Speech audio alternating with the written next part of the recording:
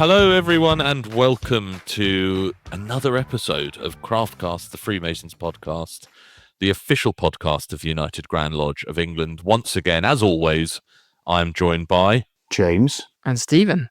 Well, chaps, how are we doing? Doing really well. Enjoying this fine English weather we're having at the moment. We seem to be heading into a bit of spring, summer, sunshine and good vibes. I got in the car the other day to go to a lodge meeting, obviously. And it was like 18 degrees outside. It was lovely. Oh, wait, no, it's snowing. I've just looked out the window. It is snowing. No. Stephen, how are you? Well, it's not snowing here. It's only ever snowed once here. Yeah, of course. But yeah, all good. Can't complain.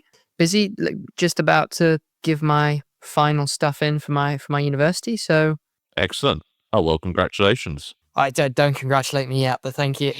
We'll wait for the results to come in and then we'll congratulate you. Chaps, I think a topic very close to all of our hearts today, particularly around community engagement, service within our communities. It's obviously a really important topic. And when we were discussing this as an angle that we wanted to cover, really it was a case of, there are so many examples out there within Freemasonry of selflessness and dedication to serving one's community and charitable works. And I think for us, trying to find a way to properly talk about that was hard. So I think we should preface this episode with, this is probably not going to be the last time that we cover this as a topic.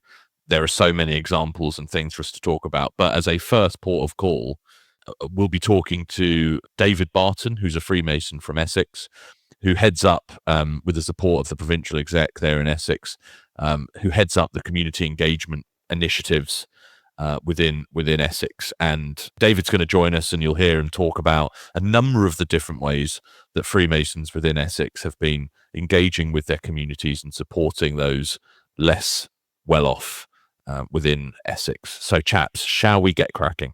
Yes, let's do it. Looking forward to it.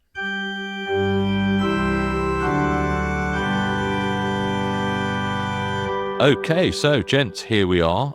It's great to be here with David Barton this afternoon. David, how are you?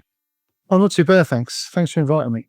No problem at all. So in previous episodes of the podcast, we've touched around this issue of community engagement, service within our communities, which is obviously a huge deal and really central in some ways to a lot of what Freemasonry is about. But although we've sort of talked around the topic, I don't think we've actually talked specifically on what that means in practice before. Certainly not in this season, anyway.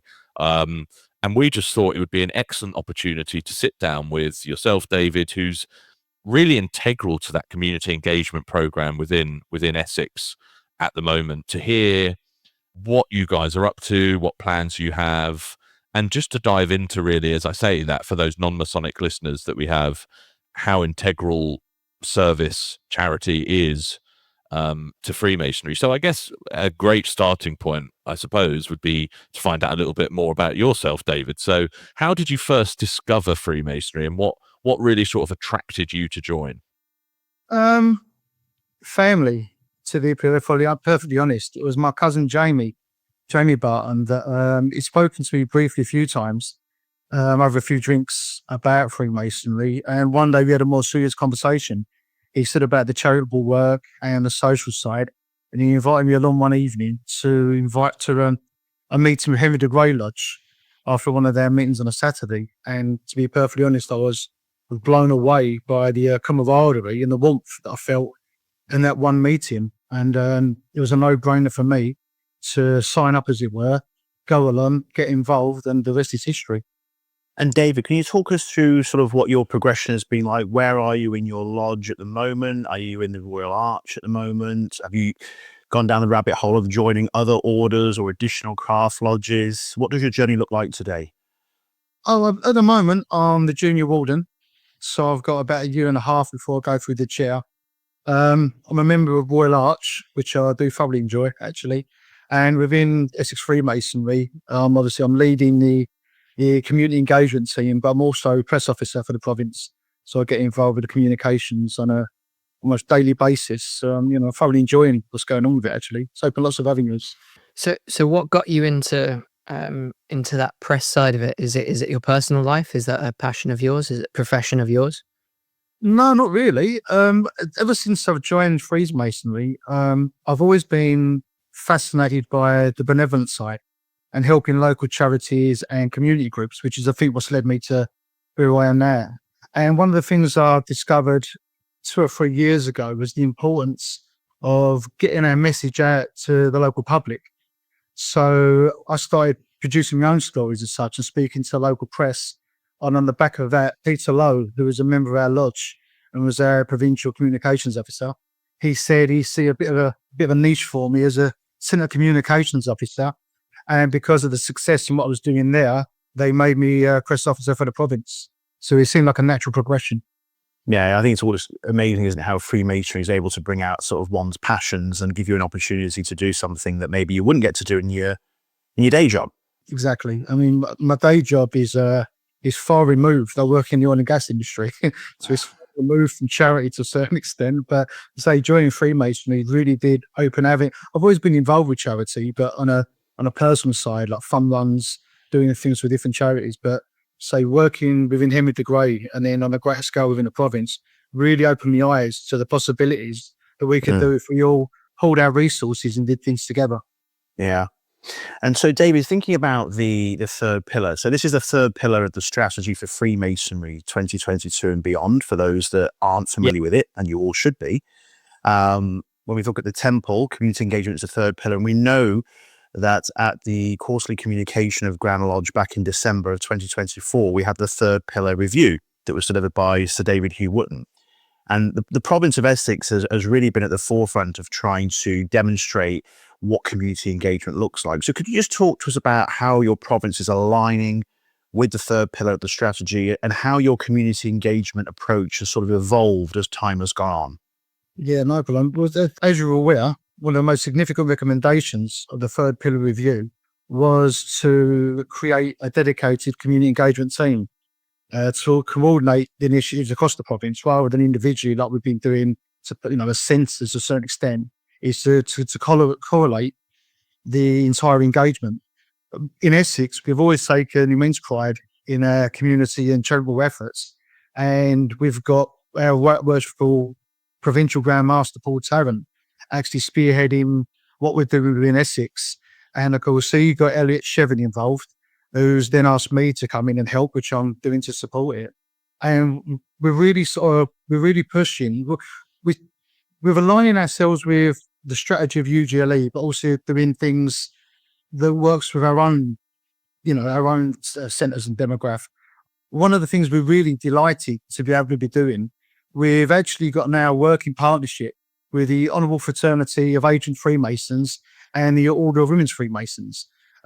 We really do take on board that this is a community initiative. So what better way to demonstrate that than by opening up our ideas and working with the two women's orders so we can really approach it as one Masonic family to really sell Freemasonry within the province. So we're really proud to be doing that. And that's something we're working on a daily basis. And we are making great progression of that. And it's been a really big one for us. I think that's highly commendable, David, and it's a fresh, new approach, really, that embraces that yes if attitude, which I think is going to be absolutely key to sort of breaking down perhaps barriers that might have existed, what we call these barriers to success, right? And we're coming up against some of those in relation to the strategy, and there's a real determination from the program master and others that where we see these barriers of success to success, we just deal with them.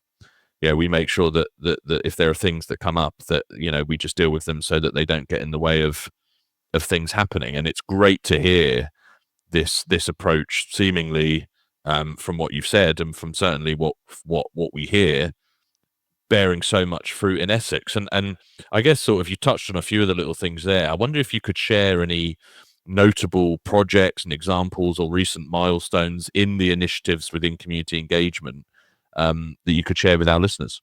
Yeah, I mean, it's no problem. So, I mean, one of the things we're really keen to do is to promote Masonic centres as community assets. And this is something we've been doing for quite some time within certain centres, but now we're trying to do it on a provincial level.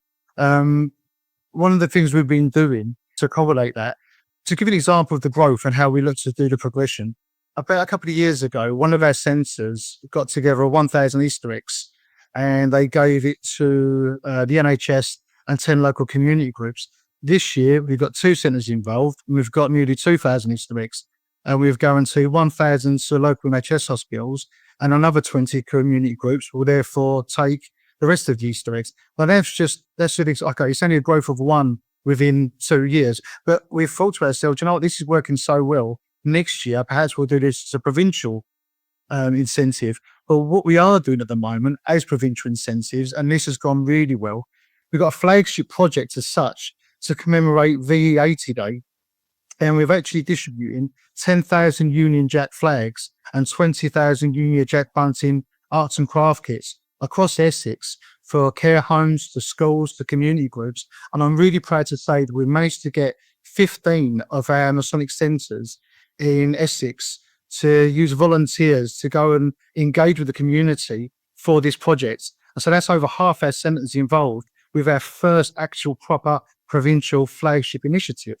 It's been fantastic. We're also doing a provincial spring clean in the next couple of months, where we're working with local councils and local community groups again to clean up areas of outstanding natural beauty. We're very lucky to get the provincial Grand Lodge executive involved. We've got centres involved, so community groups. And again, it's just something where it's a very simple thing to do, but it really puts us out there to the public, because rather than just do it ourselves and in the background tell people, we're working with the council, we're working with local community groups, and with all this one, we've actually got the backing of the Keep Britain Tidy Little Heroes campaign, which really gives gravitas to what we're trying to do as well. So again, it's about engaging the community from lots of different levels, and that's another one that's really, really taken shape. The reason we're doing all this is because we had one centre, you might have seen it in some of the UGLE communications, that actually won, and we are immensely proud of this in Essex, they actually won an award, a Mayor's Award for community engagement. It's a prestigious honour, and together it really does show that it's a testament to Essex Freemasonry and the hard work of the volunteers to get that kind of recognition back from the community. That's not us telling the community what we're doing, that's the community telling us we appreciate what you're doing. And what we're trying to do now, we're trying to do this in other centres as a provincial collective to really put it out there and give something back to people. And so I think we are ahead of the curve, but there's so much more we can do. And we are just at the beginning of our journey, to be honest.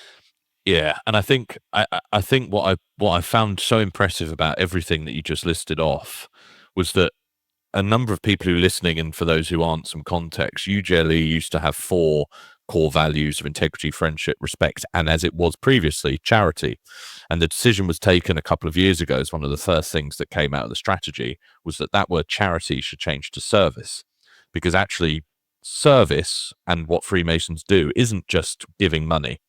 It's not just that. As useful as that can be, goes without saying, actually the dedication of time and manpower and like action, actually feet on the ground doing stuff, can be just as impactful. And you've just listed off a number of ways that can be seen. People going around with litter pickers cleaning stuff up. Yeah. It's not donating money, but it's people getting out on the ground and actually doing things, it's hugely impressive. The Easter egg one, I mean, that again, we're all really proud of that initiative, because exactly as you said, we can get some money together, we can donate to various charities, but with the Easter egg initiative, what we do, we actually take the Easter eggs to the care homes and to the community groups, and we sit down with people, and especially with the care homes, the feedback you get from the elderly in there, they start reminiscing about when they were children or what they did at Easter.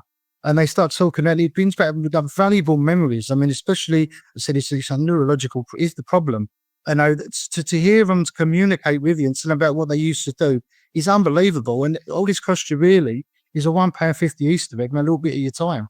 So the initiatives we're trying to do, again, like the flags, take them into schools, explain about VE80 Day, get them involved with arts and crafts, because that kind of creates the engagement. and give them flags away. What kid doesn't have a flag? And again, you're looking at pennies, really. It's about taking the time and getting the volunteers to go out and engage with people.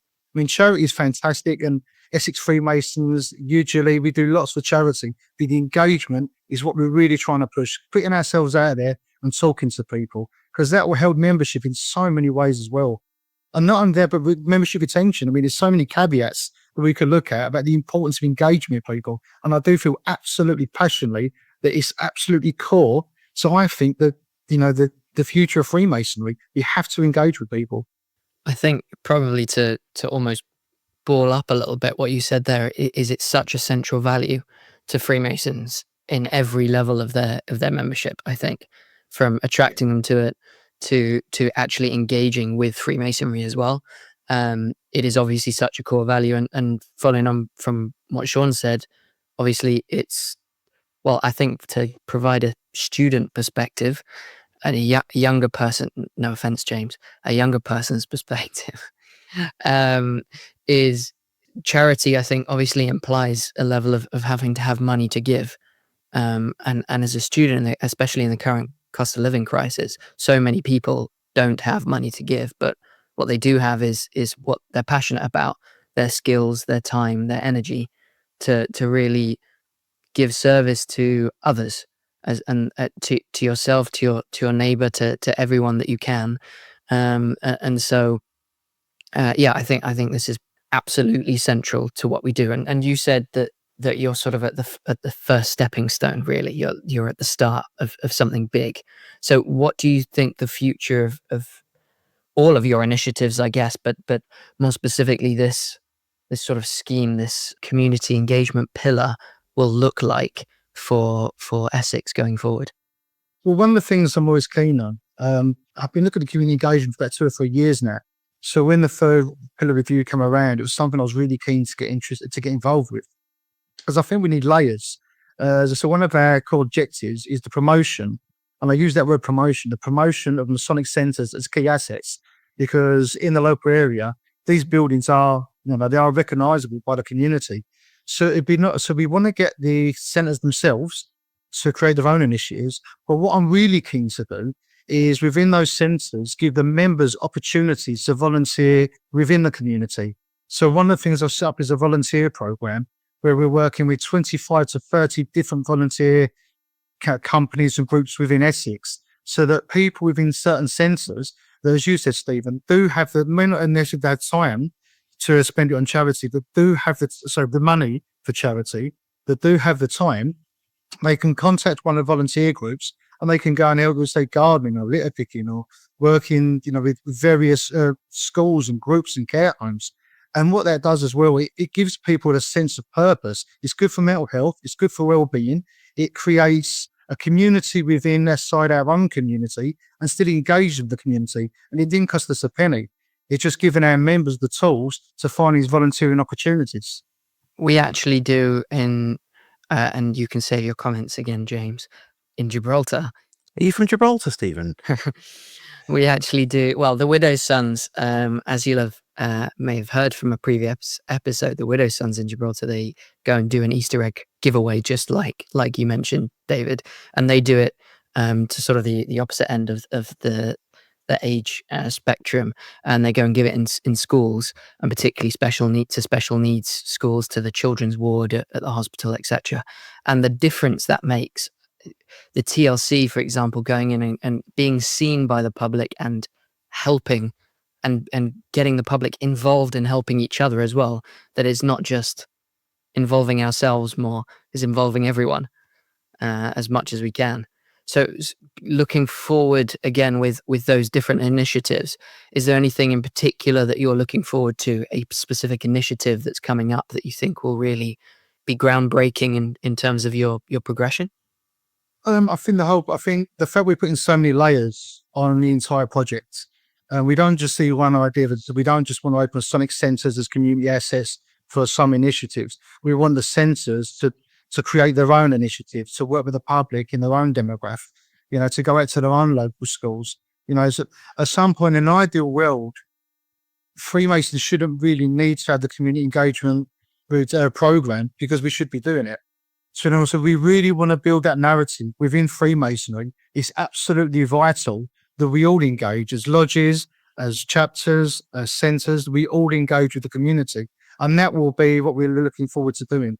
So our plan is to work with each centre individually to see what we can do for them in their local area, because one hat doesn't fit all. And if we speak to one centre, our initiatives for them may be different from a centre in another place, which is why we're trying to build these layers and these platforms within the centres about volunteering, about engagement with community, trying to get more people involved with communications to tell us what's going on. Because there's people all over Essex, all over the country, that are doing fantastic things for charity in the community. It's about giving them the platform to tell us what they're doing so we can promote them, which again promotes the centre and again promotes the third pillar strategy. David, talking about promotion, actually, it's a good segue into the question I was going to ask you. So you've got this responsibility within Essex as being the press officer. How are you getting the word out into the press? What's effective for communicating what you're doing? And also, and I know that Sean will have, views on this given his day job, sometimes it's safe to say that the press can be interested in Freemasonry for the wrong reasons as well as the right reasons. How have you found the reaction from the press organisations you have had the chance to speak to what we're doing? Yeah, well, again, it comes back to strategies again to a certain extent. One of our key strategies is about collaboration within provincial teams. And of course, communications is absolutely fundamental to that, as Sean will understand in his role. So what we do, I've been doing press releases now for about 2 to 3 years, but we're working really closely in hand with the charity team, the communications team, the membership team, to build a narrative of what we want to put out to the press and how it's going to be received. So one of the things we do, we analyse every single press release based on its own merits and based on the feedback we've had from previous stories. For example, in January, 83% of the press releases we put out were community driven. And of that 83%, 66.7% was actually picked up by the local press. So it shows that, the guys in the newspapers know what they're putting out there because they want readers. So of course, the fact that 66.7% of what we put out there is being picked up is unbelievable return, to be honest. And it's all to do with the community engagement. The charity stories are always well read, but the community ones are really resonating with the community because they can see themselves in the stories, because they can see we're helping schools, we're helping care homes. So there's a lot of structural analysis about how we market what we're doing within the community engagement program by working with the other provincial teams. Because I really do think that community engagement is the glue or the pillar that supports the, membership team, communications team, and the charity team. Yeah, and you're absolutely right what you say, David. You should be extremely proud of that return, because it seems to me like what you've really hit upon, and it's great to hear the passion that you talk about it as well. It's clear that this obviously means an incredible amount to you, but to getting the results that you do really suggests to me that you've hit upon something special. You've hit upon an algorithm or a way of doing it that really seems to work. So it's great that we've had this opportunity to come and have a chat with you, and hopefully anyone else who's sort of sat there and wants to get involved in their province or in their district or in metropolitan, this will be the sort of call to action for them to go and do so. David, we couldn't let you go without specifically talking about one initiative that I know you've been incredibly important in its makeup, and that's of course Get Started Art. For those people that aren't aware, could you sort of talk to us a little bit about what that is, and also I guess how it's evolved since it started? This one, I'll give you the short version because this one does really mean a lot to me. And you've heard that I'm quite passionate about community engagement, and that's kind of really where Get Started Art come from. I've always loved art, absolutely fascinated by art in all forms. And now a collector. I've been fortunate enough that I can collect some of the artworks I really enjoy. Not the really good ones. Unfortunately, but oil and gas doesn't pay that much. But one of the things that really comes to mind is that and because of the work I was doing with charities in Freemasonry, I had a lot of contact with community groups and local hospitals and a couple of small charities. During COVID, and because of the recession, there was a lack of funding for these community groups and hospitals to get involved with arts and crafts. Now, one of the things that came to me about 2 or 3 years ago was, although I know about art, I didn't realize the impact it had on therapy for children with special needs, for adults with special needs, for care homes, dementia patients, stroke survivors. I didn't realize it was such an important tool for so many people. So with the complete backing of my wife, I withdrew all my savings and bought thousands of pounds worth of art equipment and gave it all away to the various groups. Wow. David, you're a brave man, my friend. I'm surprised we didn't have to contact you via seance. You won't believe how difficult So I had a full support of my wife, and I knew it was good. And say COVID was one of them times where everybody wanted to do their bit. I mean, I think in Essex we actually won an award, the Pride of Essex Award, for what we've done with the distribution of the hand sanitizers. But I found it's not a niche as such, because I didn't do it for progression. I did it to help people.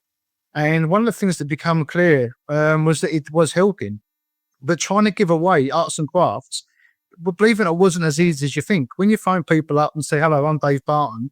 I've got some arts and crafts for you," they think you're trying to sell them something. So it took a while. It took a while to build what we was doing. It became successful, and from there, with the support of friends and family, we thought, you know what, we can make something here. So we created it as the community interest company, the CIC, and we started fundraising and spending time in local supermarkets with buckets, and we got support of local Freemasons.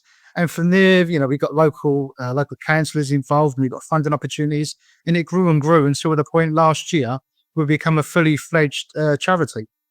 And now, well, a lot of people have seen the books go across the UK. I think last week or the week before, we hit a landmark of distributing 1.5 million activity books and activity pages across the UK. And that was all done because of the support of Freemasons.